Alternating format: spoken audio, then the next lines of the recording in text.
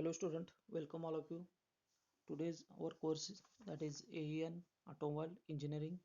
In that our course grade is 22656, and in that our course we have already covered our uh, three topic, and this is the unit number 4.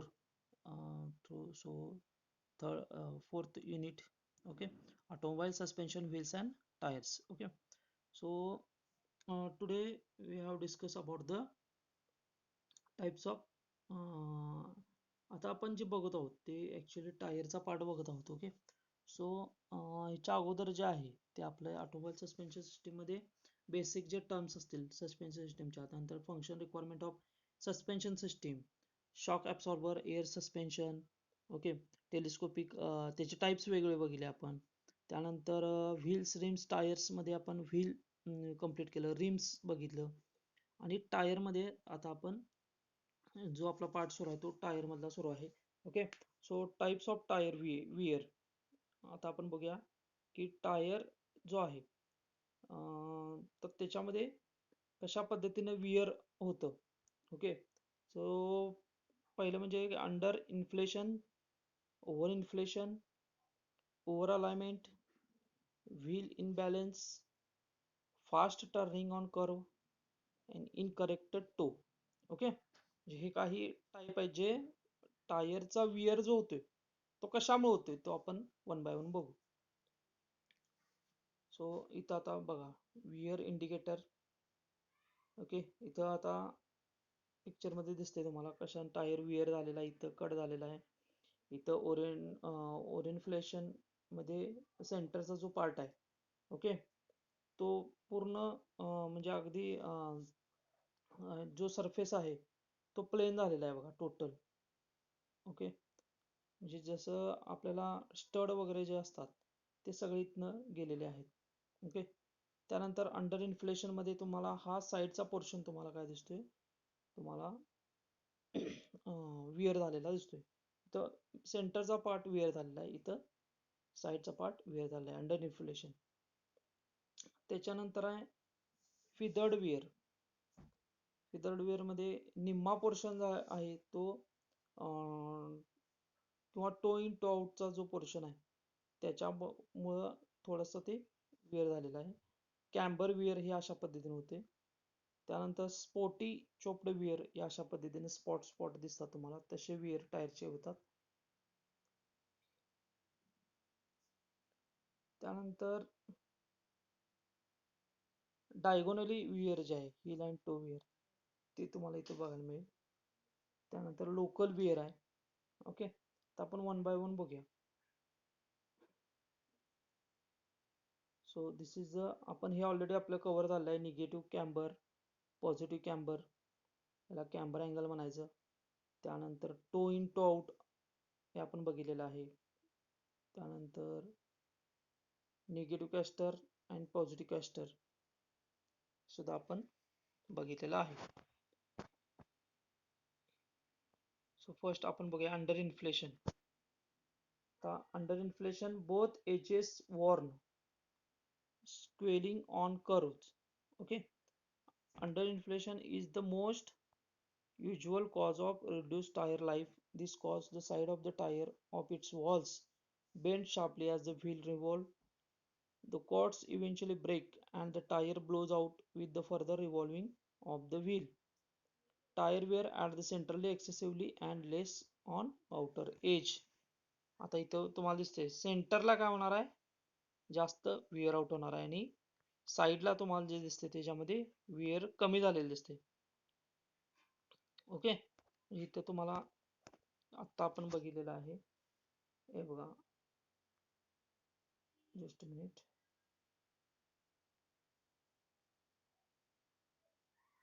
Under inflation साईडला, over inflation sorry, आता आपण जे बघितलं ते under inflation. Under इन्फ्लेशनला या अशा पद्धतीने सेंटरचा पार्ट तेवढा राहिला आहे आणि साईडला काय झालं विअर झालेला आहे, आणि ओव्हर इन्फ्लेशनला सेंटरचा पार्ट विअर, म्हणजे आता आपण बघितलेलं आहे ते अंडर इन्फ्लेशन आहे, म्हणजे साईडचा जो पार्ट आहे तो विअर आउट होणार आहे. Okay, so next one is over inflation. जसं सेंटरचा पार्ट काय झाला आहे विअर, म्हणजे rapid tyre where at centre only, rapidly ती विअर होणार आहे सेंटरला. So abnormal stress and strain in trait area causes separation of the ply and trade cracking. Okay. So सगळ्यात महत्त्वाचं काय आहे की अलाइनमेंट जर व्यवस्थित नसेल टायरची किंवा व्हील इनबॅलन्स असेल तर ह्या गोष्टी होऊ शकतात. म्हणजे ते प्रॉपर काय होणार आहे, त्याचा जो पोर्शन आहे इक्वली रोडला काय टच होत नाही आणि त्याच्यामुळं हे इन्फ्लेशन होतात किंवा वियर असे होतात. Okay. So tyre rotation is the practice of moving the wheel and tire an automobile from one position to another to ensure even tire wear. आता even tire wear is desirable to extend the useful life of set of tires. The weight of the front and rear axle differs which cause uneven wear. त्याच्यामध्ये बघा tyre जे rotation होतात, आता इथं तुम्हाला diagram दिसेल without spare wheel आणि with spare wheel.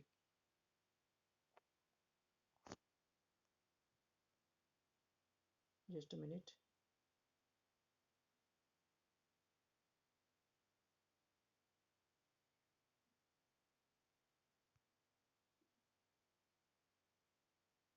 बघा हेवी व्हेकल किंवा हेवी व्हीलमुळे किंवा एक्स्ट्रा व्हील जास्त. ओके. सो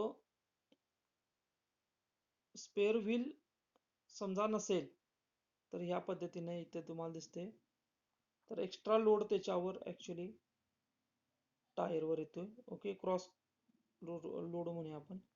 त्याच्यामध्ये काय होते बघा, tyre rotation means rotate tyre from one wheel to another wheel as per manufacturer. आता रोटेशन करायचं म्हणजे काय, रोटेट टायर काय होतात एका व्हील पासून दुसऱ्या व्हीलकडे रोटेट होतात as per manufacturer guidelines as show in figure. म्हणजे आपण काय करतोय की टायर चेंज करतोय इकडे एकदा तिकडे, म्हणजे अशा पद्धतीने जर चेंजेस केले टायर तर त्याच्यामुळं सुद्धा काय होतंय, विअर जे टायर विअर आउट होणार आहेत तर तशा पद्धतीने टायर विअर होते. Okay.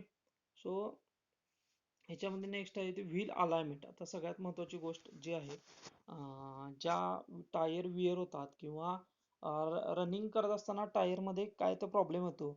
Okay.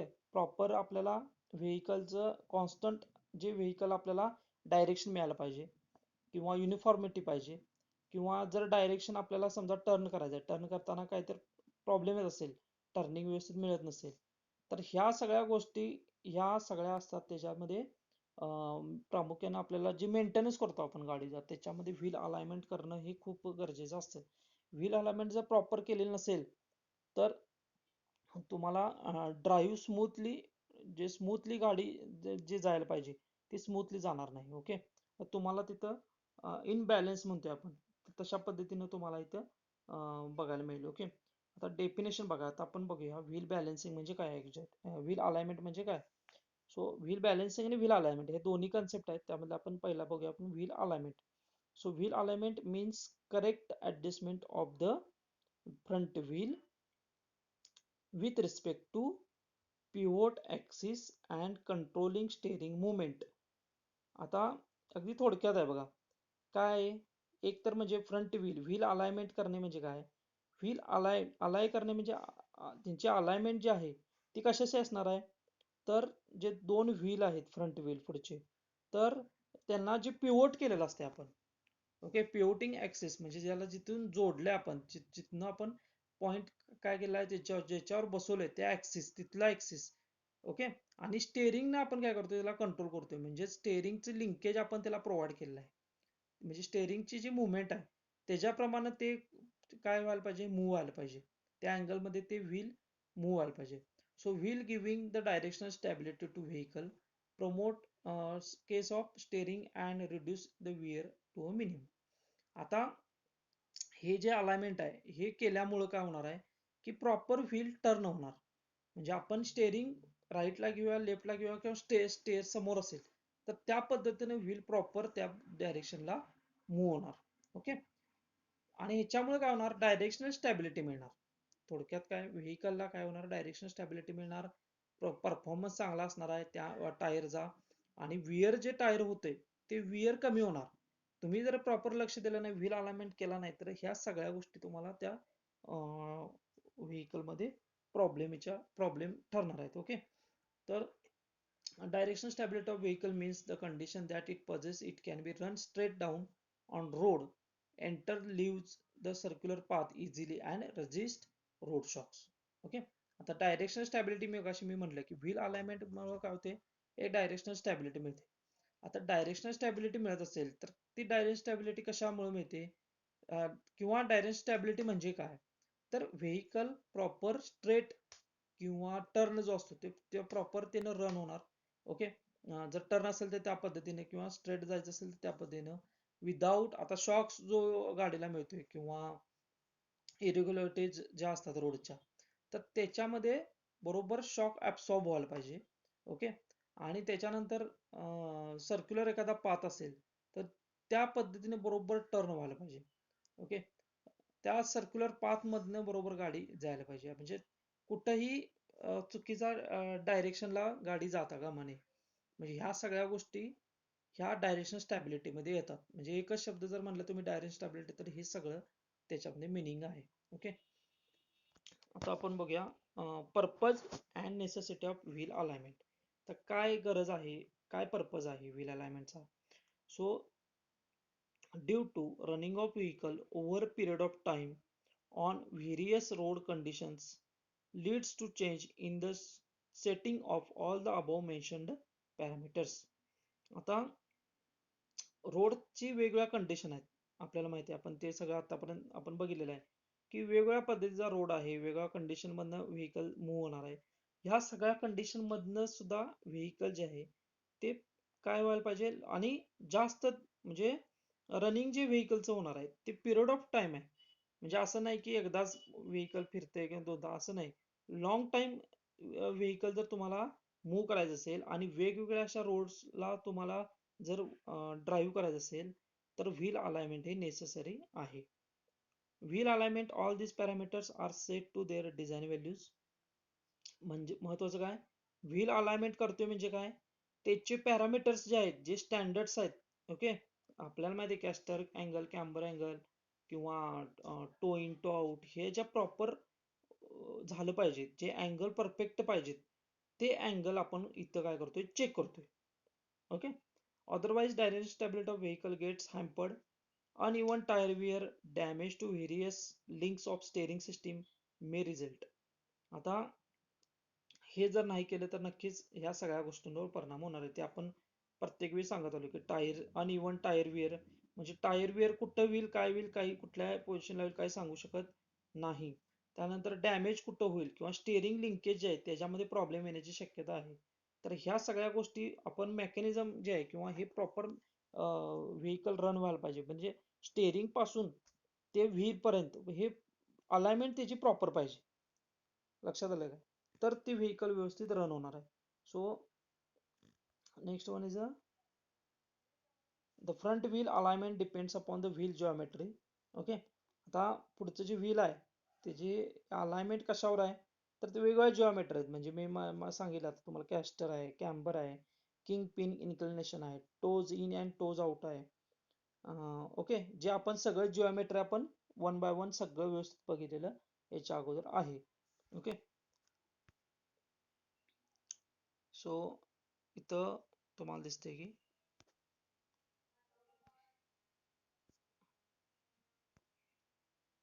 Before alignments adjustment. आता इथं बघा, अलाइनमेंट समजा नसेल तर ह्या व्हेकलचं डायरेक्शन बघा, ह्याचं डायरेक्शन बघा, ह्या दोघांचं डायरेक्शन बघा, म्हणजे तुम्हाला लक्षात येते की कशा पद्धतीनं अलाइनमेंट नसले की हे प्रत्येक चाकाशी वेगळ्या दिशेला मूव्ह झालेले दिसतील. किंवा इथं बघा, आता काय केलेलं आहे इथं, रिअर ऍडजस्टमेंट बघा, रिअर ऍडजस्टमेंट केल्यामुळे काय झालं, प्रॉपर व्हील सेम डायरेक्शनला आलं, म्हणजे स्ट्रेट आलं. ओके. स्ट्रेट आलं. पुढचे व्हील मात्र असे टोज आउट आहेत. आता हे जे मग आता डायरेक्शन तर अशी पाहिजे, डायरेक्शन या डायरेक्शनला आपल्याला व्हील कशी पाहिजेत, चारही व्हील एकाच लाईन मध्ये अलाइनमेंट मध्ये पाहिजेत.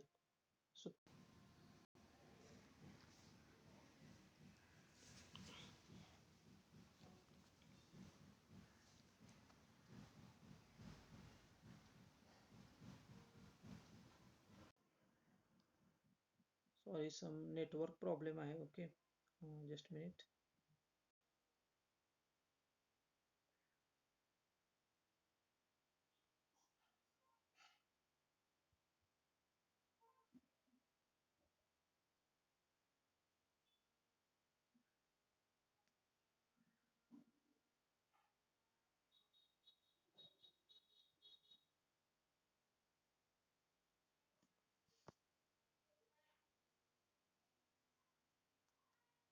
Just minute.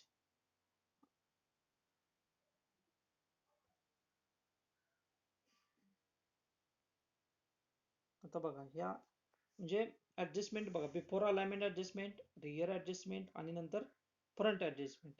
म्हणजे ज्यावेळी तुमचं कम्प्लीट अलाइनमेंट होते त्यावेळी अशा पद्धतीने प्रॉपर व्हेकलला डायरेक्शन मिळते किंवा प्रॉपर व्हीलला डायरेक्शन मिळतं. ओके, आता ह्याच्यामध्ये व्हील अलाइनमेंट मध्ये काय काय असतं बघा, इथं बघा कॅम्बर. आता हे डिग्री असते सगळे लेफ्ट फ्रंट, म्हणजे फ्रंट होऊन लेफ्ट फ्रंटचे जे व्हेकल आहे, व्हील आहे सॉरी, आणि राईट फ्रंट, फ्रंटचं राईट साईडचं व्हील, फ्रंटचं लेफ्ट साईडचं व्हील. आता ह्याच्यामध्ये अलाइनमेंट कॅम्बर आहे ते 0.5 डिग्री, कॅस्टर आहे 3.9 डिग्री, टो आहे तो 0.16 डिग्री. म्हणजे असे स्टँडर्ड्स जे काय असतील ते सेट केले जातात. आता समजा इथं 0.4 डिग्री असेल तर तो काय केला जातो, 5 ला ऍडजस्ट केला जातो. 3.9 समजा 4 असेल तर तो 3.4 केला जातो. 0.16 आहे, पॉईंट समजा 18 असेल किंवा 0.13 असेल तर तो स्टँडर्ड आहे. हे सगळं ह्याच्याप्रमाणे ते सगळं त्या मशीनवर आपण काय करतोय, आपण त्या पद्धतीनं ते सगळे आपण सेट करतोय. ओके,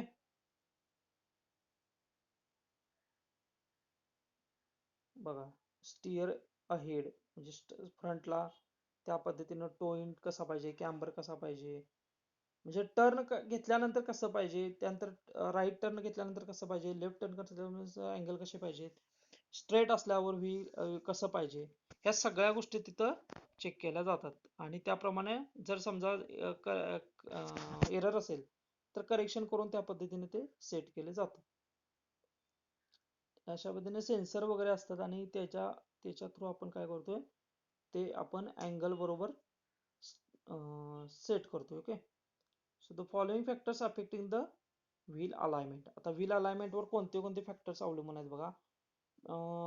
पहिलं म्हणजे factors pertaining to wheel, balance wheel, steering geometry and inflation of tyre.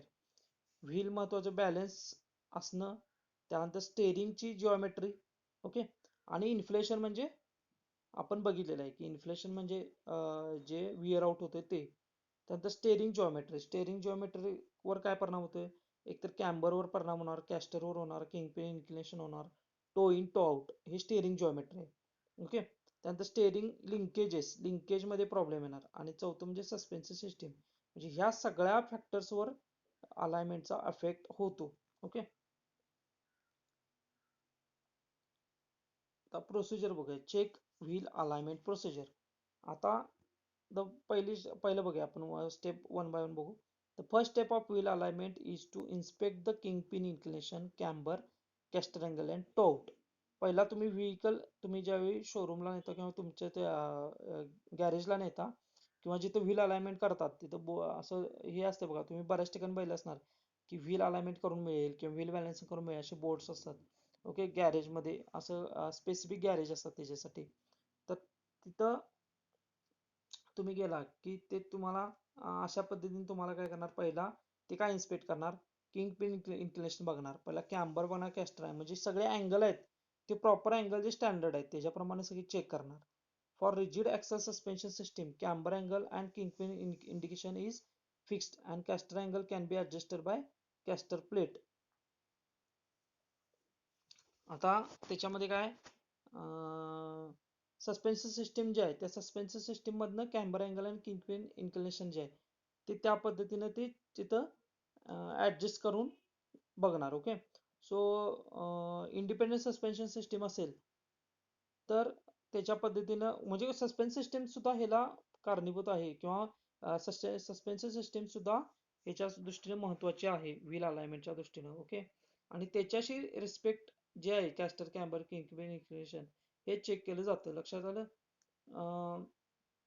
For inspection of camber caster communication specific type of standard gauges are used. आता याच्यात वेगवेगळ्या पद्धतीची गेजेस वापरतात. This gauge consist of level and angle gauge, turn table, म्हणजे ते बरोबर wheel काय करतात, टर्न करून बघतात. टेबल असतो तो टेबलला बरोबर सेट करून कधी तिथं ते व्हील टर्न करून बघतात. किंवा लेवल आहे किंवा अँगल गेज आहे, ते गेज लावून तिथं ते पॅरामीटर चेक केले जातात. ओके. साथी अशी एक पाईप असणार आहे बघा, पाईप ऍडजस्टिंग स्क्रू स्केल असणार आहे त्याच्यामध्ये. आणि त्याला रॉड पॉइंटर आणि रॉड असे पॉइंट फिक्स करून कने त्या व्हीलला आपण ते अँगल वगैरे सगळे चेक करतो. ओके.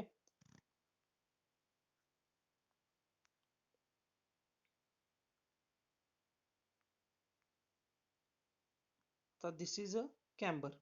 पण पुन्हा एकदा बघा, तुमच्या जर लक्षात नसेल तर अशा पद्धतीनं हा जो ऍक्सिस आहे, ओके, हा जो सेंटर ऍक्सिस आहे, आता सेंटर ऍक्सिस जो असतो व्हर्टिकल ऍक्सिस अँड बघा हा व्हर्टिकल ऍक्सिस, हा सेंटर ऍक्सिस, या दोघांच्यातला अँगल म्हणजे काय, कॅम्बर अँगल. आता हा जो आहे इकडून इकडं म्हणजे असा आणि असा आहे बघा, तर ह्याला आपण काय म्हणतोय, निगेटिव्ह कॅम्बर म्हणतोय. जर आतल्या साईडला असा असेल म्हणजे काय, ही स्ट्रेट लाईन आहे आणि इकडं जर असेल, हा अँगल इकडं मिळत असेल तर त्याला म्हणतोय पॉझिटिव्ह कॅम्बर. आणि इकडं जर मिळत असेल त्याला म्हणतोय आपण निगेटिव्ह कॅम्बर.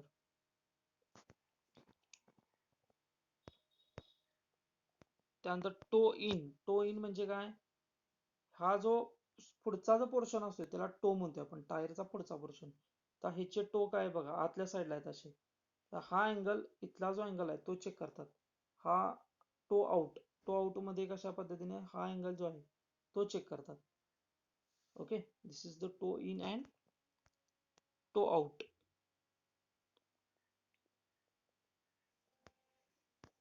हे फ्रंट व्हील आहेत सगळे. ओके. त्याच्यानंतर कॅस्टर, कॅस्टर मध्ये काय, ही सेंटर लाईन आहे बघा. आता इथं साईडनं बघणार आपण. ओके. Side view. आणि त्याच्यामध्ये निगेटिव्ह कॅस्टर म्हणजे काय, हे बघा अशा पद्धतीनं हा जो अँगल आहे त्याला निगेटिव्ह कॅस्टर म्हणतात. आणि असं जर असेल अँगल तर positive castor. Your castor angle helps balance steering stability and concerning specifically it's the angle of your steering axis. Specifically हा जो कॅस्टर असतो की नाही तो स्टेअरिंग ऍक्सिस चेक करतोय. लक्षात आलं का. सो हे खूप महत्वाचं आहे.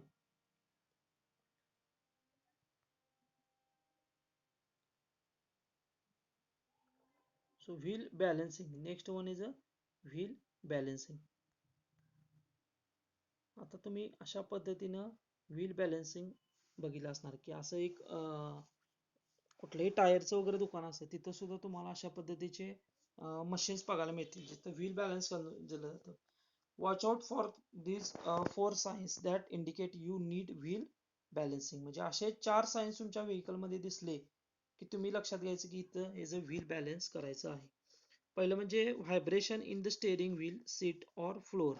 समजा तुम्हाला व्हायब्रेशन जाणवा लागले स्टेअरिंग मध्ये आणि व्हील मध्ये किंवा फ्लोअरला खाली गाडीच्या सीटला किंवा फ्लोअरला तुम्हाला व्हायब्रेशन जाणवा लागले तर तुमच्या लक्षात यायला पाहिजे की आता इथं आपल्याला व्हील बॅलन्स करणं गरजेचं आहे.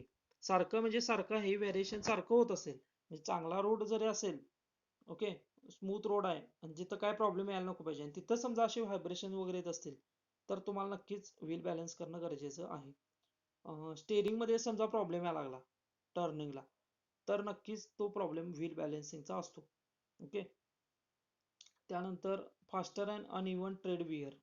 आता टायर समजा अनइव्हन कुठं तर हे व्हायला लागले, वरचं जे स्टड म्हणतोय आपण त्याला ट्रेड, ऍक्च्युअल ट्रेड म्हणतात त्याला, इथं आपण ट्रेड ऍक्च्युअल त्याला म्हणतात. पण ट्रेड समजा विअर आउट व्हायला लागले अनइव्हन कुठेही व्हायला लागले तर नक्कीच तिथं व्हील बॅलन्स करणं गरजेचं आहे. आणि तिसरा अनेक फॅक्टर म्हणजे नॉईज. टायर मधून आवाज जर जास्त यायला लागला तर तुम्ही लक्षात घ्यायचं की टायर जे आहे ते व्हील जे आहे ते व्हील बॅलन्स करणं गरजेचं आहे. Okay.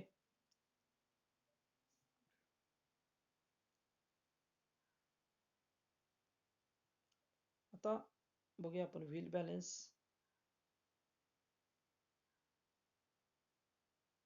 What is the wheel balance? Wheel balancing म्हणजे काय? So it is a process that ensure wheel spins truly as they are fitted on a vehicle. म्हणजे ट्रू फिरायला पाहिजे किंवा ट्रू रनिंग म्हणतोय आपण त्याला. ओके, जे व्हील व्हेकल मध्ये जेव्हा फिट करणार तेव्हा ते फ्री, जे ज्यावेळी ते फिरणार त्यावेळी इन्शुरिटी पाहिजे की ते स्पिन जे व्हायला लागले ते ट्रू स्पिन व्हायला लागले. Okay, in case wheel are not spinning properly, then there are problem like uneven tire wear, vehicle pulling on one side, excessive bouncing of vehicle, wheel shimmy, we face uh, which we face, and to avoid them this is done. ह्या सगळ्या गोष्टी आपल्याला कमी करायच्या असतील, okay, तर आपल्याला त्यावेळी व्हील बॅलन्स करणं गरजेचं आहे. So method of addition of small weight to the wheel rim to avoid wheel wobble and vibration and easy to stand, it should be statically and dynamically balanced. म्हणजे स्थिर असताना सुद्धा आणि फिरताना सुद्धा ते व्हील बॅलन्स असणं गरजेचं आहे. आणि त्यासाठी काय करतात, एक स्मॉल वेट त्याच्यामध्ये ऍड करत जातात. म्हणजे समजा एकीकडे कुठं तर बॅलन्स अनबॅलन्स असेल, म्हणजे असं वेट आपण करतोय बघा, वेट कसं वेट केल्यानंतर वेट वजन तांगडे आपण बघितले की दोन्ही साईडला कसं पाहिजे, बॅलन्स ज्यावेळी म्हणतोय आपण त्यावेळी काय पाहिजे, इक्वल पाहिजे दोन्हीकडे, बरोबर आहे काय? मग इक्वल दोन्हीकडे आहे म्हणजेच काय, अनबॅलन्स ज्यावेळी असते त्यावेळी जिकडं आपल्याला काय करता वेट आपण काय करणार, ऍड करत जाणार, आणि त्यावेळी काय होणार, दोन्ही साईडचे वेट जे आहेत ते बॅलन्स असणं गरजेचं आहे. तर ह्याच पद्धतीने व्हील मध्ये काय करतात, जिकडच्या साईडला रिमच्या इथं काय करतात, स्मॉल वेट असते ते ऍड करतात आणि त्याच्यामुळं ते बॅलन्स करत जातात. Okay, wheel balancing is the process of correcting the lateral run, radial run, run out and addition of weight to avoid distribution of the weight about the rotational axis of wheel. Wheel balancing जी process of त्या प्रोसेसमध्ये काय केलं जातं, ते जे running wheels व्हायला लागले किंवा रॅडियल रनआउट जो व्हायला लागलाय, ओके, त्याच्यामध्ये ॲडिशनल वेट ऍड करून, ओके, आणि इक्वली वेट डिस्ट्रीब्यूट करून आपण तो एका सेम ऍक्सिसला त्याला आपण काय करतोय, रोटेशन करायला लावतोय त्या व्हीलला, म्हणजे ह्याला म्हणतात काय, wheel balance. Okay, so what is the purpose of wheel balancing म्हणजे किंवा गरज. During the running of vehicle the tyre gets worn out, wheel rim gets bend or damage.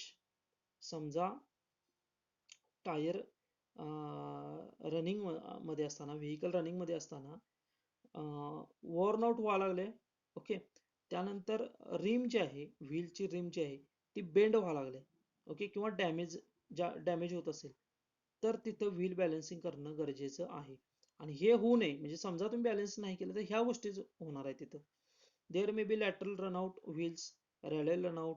Run out जे आहे आपण म्हणतो की रन आउट म्हणजे काय, की रन प्रॉपर वेनं रन व्हायला पाहिजे आणि नाही झालं की ते आउट ऑफ द रनवे होणार, त्यामुळे त्याला आपण काय म्हणतो, रनआउट. सो लॅटरल रनआउट किंवा रॅडियल रनआउट जे व्हेकलचं आहे त्या किंवा व्हीलचं आहे ते प्रॉपर त्या पद्धतीने व्हायला पाहिजे. ओके, सो हेच एज अ पर्पज आहे की ह्या ज्या गोष्टी आहेत ते होऊ नयेत. Okay, if the unbalance is not removed then this may lead to wobbling of front wheels, vibrations, tire wear, and adversely affect steering system assembly parts. म्हणजे फक्त एका गोष्टीमुळं किती प्रॉब्लेम व्हेकल मध्ये होऊ शकतात बघा.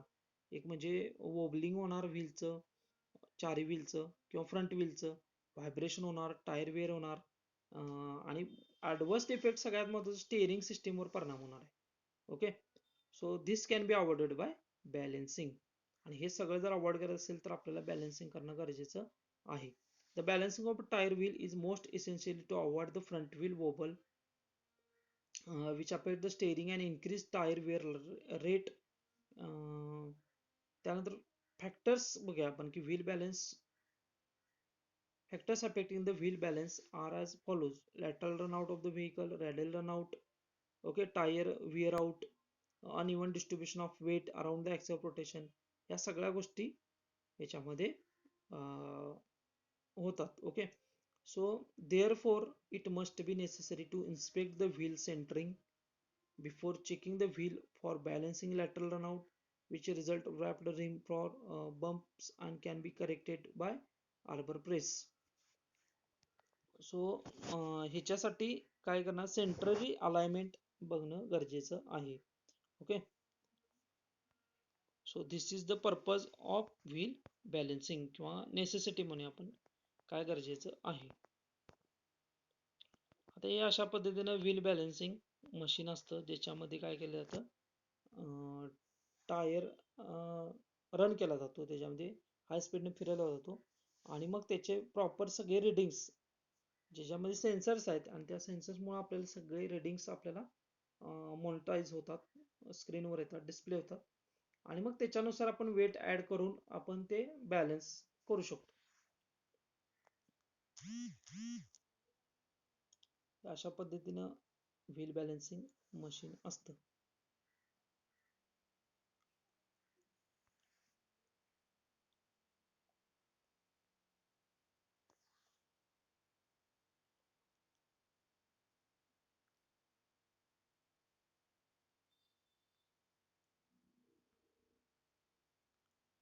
त्याच्या व्हील बॅलन्सिंगच्या स्टेप्स ज्या आहेत, ते 4 स्टेप्स आहेत. सगळ्यात म्हणजे बघा, पहिली स्टेप, पहिला महत्वाची, all 4 tyres are taken off the vehicle and placed on a computerised wheel balancer. म्हणजे काय, चारही व्हील काढायच्या इथून, काढल्या की वन बाय वन आपण काय करायचं, जे आपल्याला कम्प्युटराइज्ड एक व्हील बॅलेन्सर मशीन आहे, त्या बॅलेन्सर मशीनवर व्हील लोड करायचं आणि ते रन करायचं. Okay, all 4 wheels are tested individually for weight imbalance and the computer simulates all the specific irregularities. आता सगळे चारही wheel one by one individually काय करायचे, वेट त्यांचं बघायचं आणि ते इनबॅलन्स जर असेल तर ते कम्प्युटरवर त्याचं सिम्युलेशन होतं, आपल्याला दिसतं की कशा पद्धतीने व्हील अलाइन, समजा व्हील अनबॅलन्स पद्धतीने फिरायला लागले, हे आपल्याला स्क्रीनवर पण आपल्याला लक्षात येतं. ओके, किंवा इरेग्युलरिटीज ज्या आहेत त्याच्यातल्या त्या कळतात आपल्याला तिथं स्क्रीनवर. त्यामुळे वन बाय वन आपण चारही व्हील आपण याच्यामध्ये इन्सर्ट करून आपण ते सिम्युलेशन करायचं. Step 3, the weight imbalance is corrected by placing counter weights on the rim at the exact spot where the computer instruct. म्हणजे काय होतं, त्या स्क्रीनवर तुम्हाला दिसतो तो स्पॉट दाखवतो आपल्याला, बरोबर तो स्पॉट काय करतं, लोकेट करतं आणि तिथं बरोबर आपण काय करायचं आहे, त्या स्पॉटला व्हीलला काउंटर वेट म्हणजे एक वेट छोटंसं ऍड करायचं आणि ते वेट किती ऍड करायचं ह्याचं सुद्धा रिडिंग तुम्हाला तिथे दिसतं मशीनवर. तेवढं वेट बरोबर तुम्ही तिथं ऍड करायचं आणि वेट ऍड केल्यानंतर प्रॉपर तुम्ही केले का नाही, किंवा वेट जे आहे ते बरोबर आहे का नाही, त्याची पोझिशन किंवा ते कुठं वेट हे केलं ते सगळं आपल्याला त्याच्यामध्ये दिसतं. ओके, आणि त्याच्यानंतर काय, चौथी स्टेप आहे, the wheel are checked again if the imbalance प्रेझिस्ट.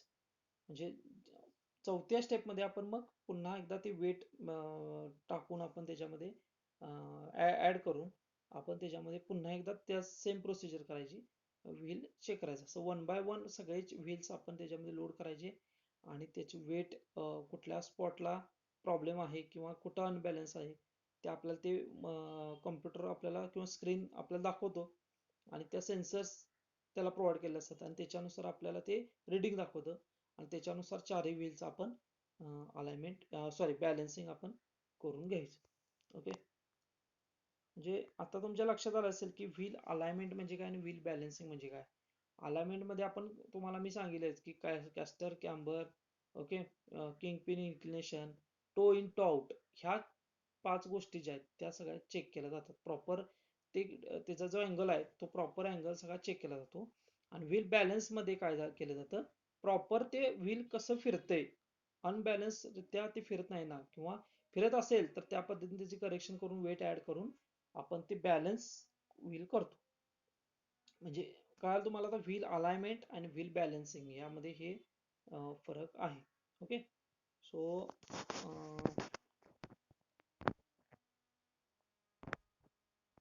अशा पद्धतीने आपला जो हा टॉपिक आहे topic number 4 automobile suspension wheels and wheel tyres and RIMS हा कंप्लीट झालेला आहे. ओके. आणि तुम्हाला व्हॉट्सअपला हे जे जे असाइनमेंट्स आहे ते असाइनमेंट्स तुम्हाला दिली जाईल. तर प्रॉपर तुम्ही टायमिंगमध्ये ते असाइनमेंट सोडवायचे आणि सगळ्यात महत्त्वाचे जे प्रॅक्टिकल्स आहेत ते प्रॅक्टिकल्स तुम्ही पट पट पट सोडवून तुम्ही फोटो टाकायचे ज्यांच्यामुळे तुम्हाला भरपूर मार्क्स मिळतील. ओके. सो आता आपण thank you very much for students watching this lecture and join this lecture. Okay, thank you very much.